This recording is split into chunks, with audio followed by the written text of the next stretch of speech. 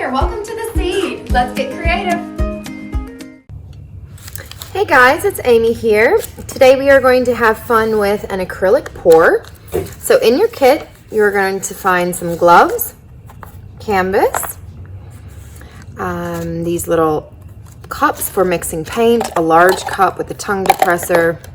You've got some paddle pop sticks, a skewer, and a scraper. You can also grab a straw, and optional is a butane torch. These create really cool cells. I'll show you how to use a butane torch. Definitely don't use a torch without an adult. Then you have your silicone oil, your pouring medium, and all of your colors. Now the fun part with an acrylic pour is you can use any acrylic paint. As long as it is acrylic paint, you can mix in water, you can mix in the silicone oil with any acrylic paint. It doesn't have to be the Mont Martin, it does not have to be the flow paint.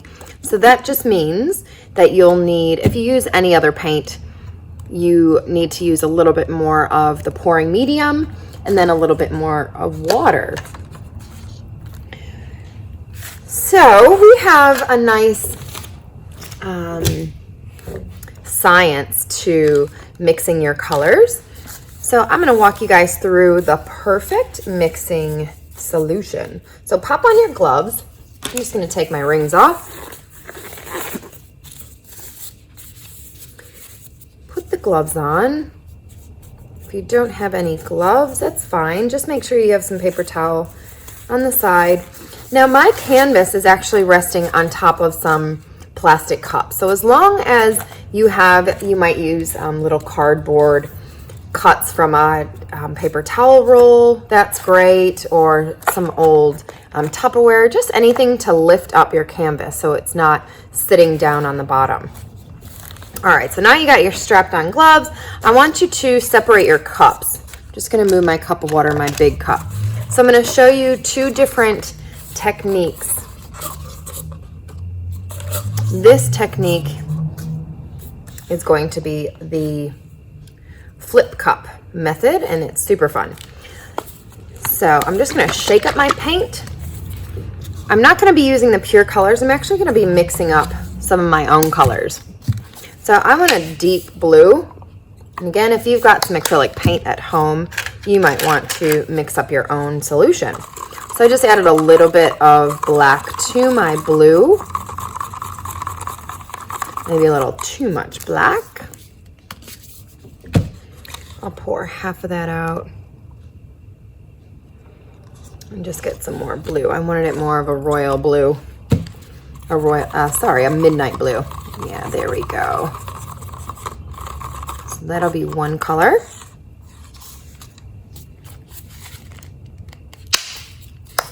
Shake up that red. Same thing, I'm gonna actually add a little bit of blue to that because I want that red to be a nice deep red. So what I'm doing is pouring my paint till about that first line on my cup.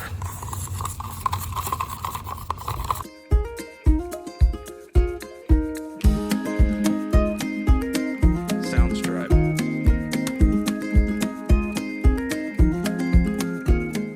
There's no right or wrong amount of paint that you need to pour in.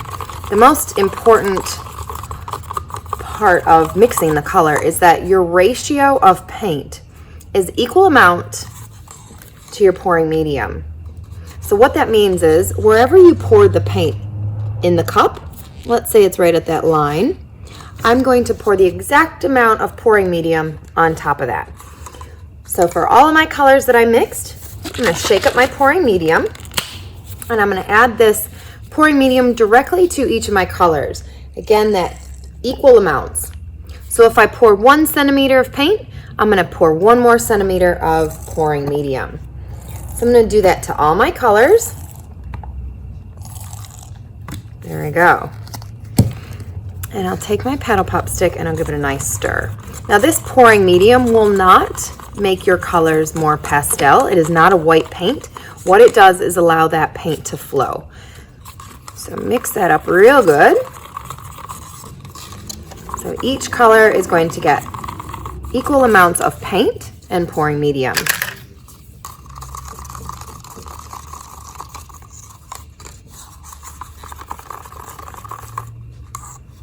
There. I'm also going to add a cup of white. Now in your kit, you probably have a white tube or a white cup of paint.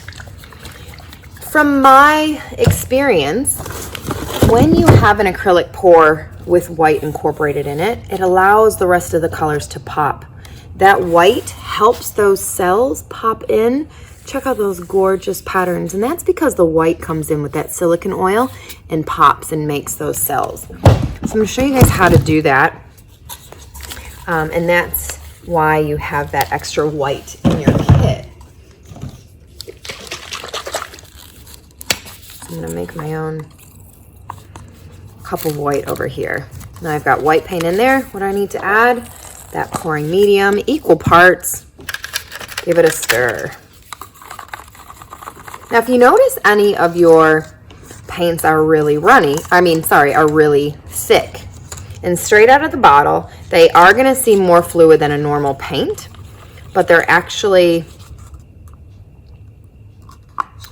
are quite still thick for the flowing process. So what we're going to do now is actually add a little bit of water. So here's my water cup. Now you don't want to add too much.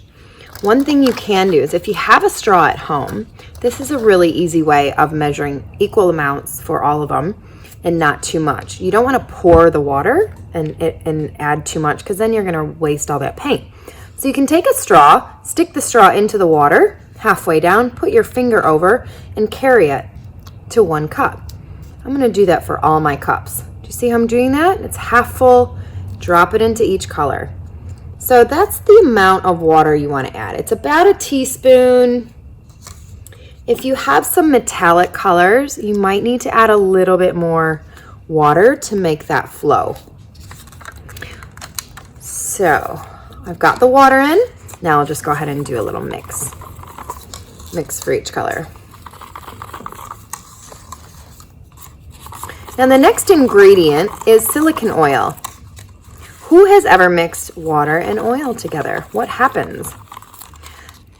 They are like brother and sister.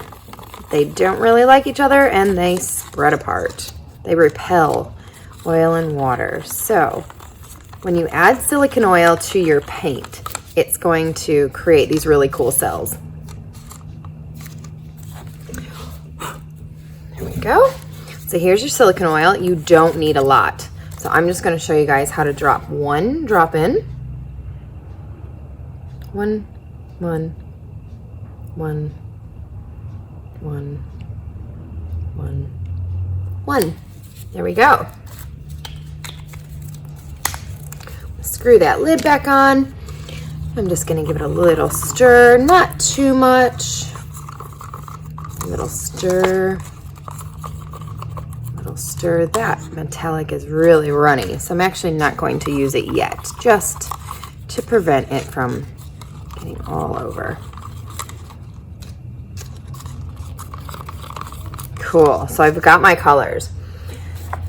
I wanted to show you guys, this is called the dirty pour. Now in your kit you're going to have this large clear cup.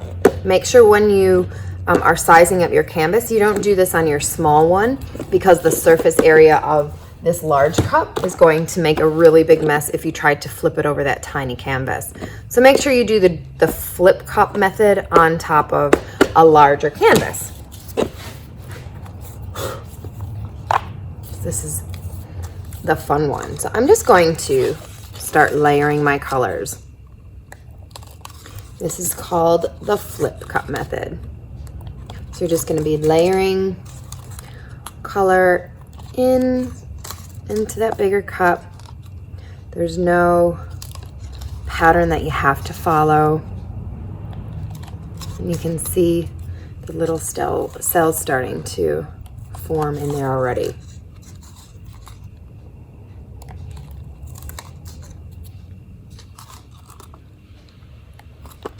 You don't have to use all your paint. So the amount of paint to cover this surface area, your square canvas panel that you have, is about this much paint. So it goes up about a centimeter on your cup.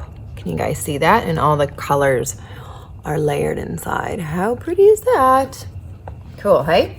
All right, now take your canvas, hold it on the bottom. I want you to flip it over the top. See how I'm holding my cup underneath right there and canvas on top. Hold it nice and tight. And 1, 2, 3, flip. Now those colors are going to flip to the bottom of your cup.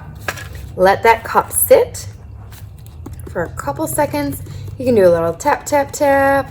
If you needed to arrange your colors and move them aside, make some room.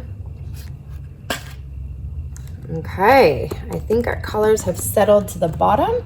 And now this is where the magic comes in. Make sure you hold your canvas, because that cup, when you lift it up, is going to create a suction. 1, 2, 3. Now see how I'm holding my cup over my design? All of those little drops that are going in, those are also going to create cells.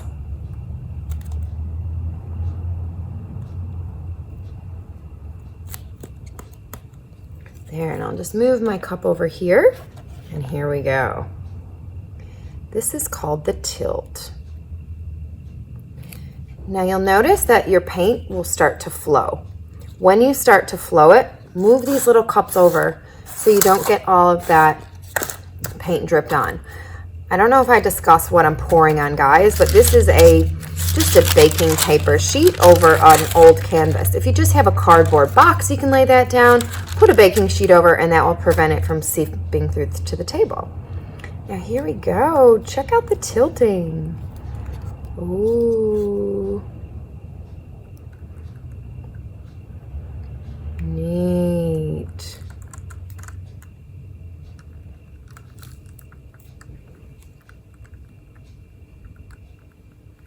How cool.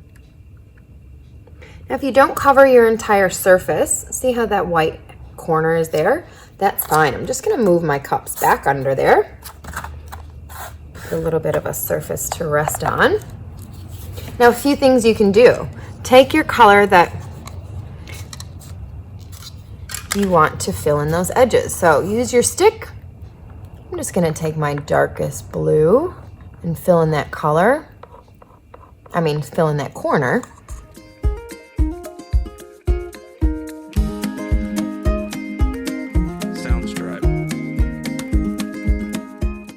At the purple that was created from the different blues and reds. That's beautiful. Did not expect that to happen. So that's the beauty of acrylic pour. You're not really sure what you're gonna get. It's a unique abstract experience every time. So just embrace that flow.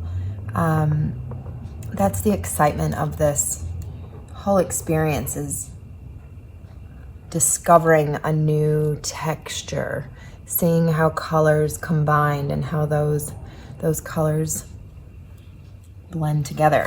Okay, now I want to see the cool part, that this torch, I'm just going to get a paper towel and wipe my little fingers.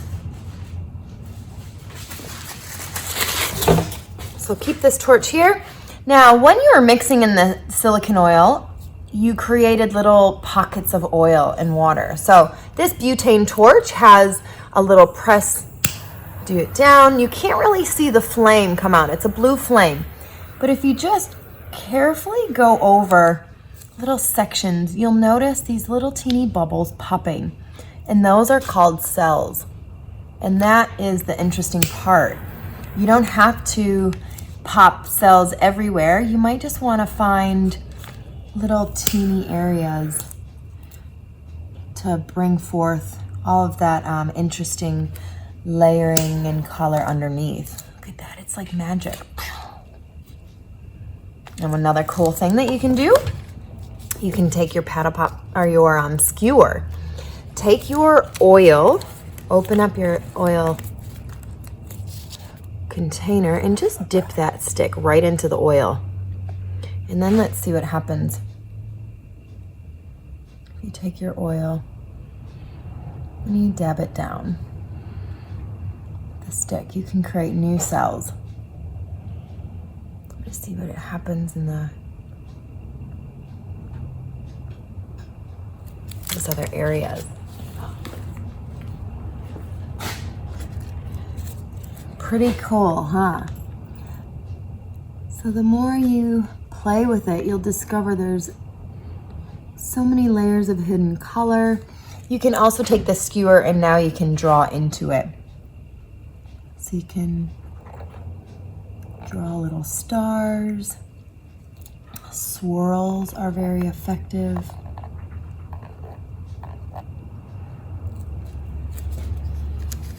Reminds me of Jupiter and that big eye. I'm just gonna get a few more cells by hitting it with the torch.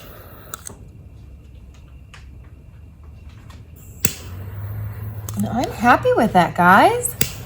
I think that's a beautiful, interesting, dirty pour. I mean, a flip cup technique that we saw.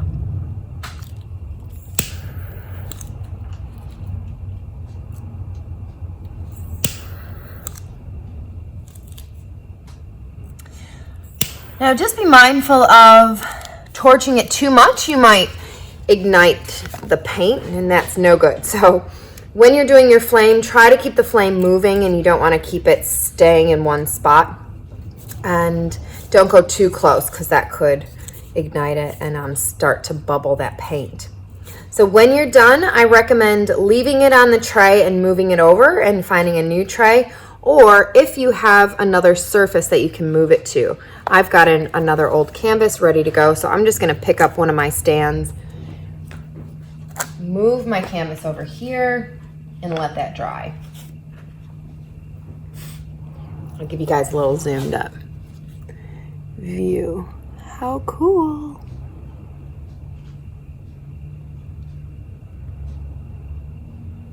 So that was the flip cup method with the torch and the silicone oil dipped into that skewer with a little bit of painting in the fill-in sections.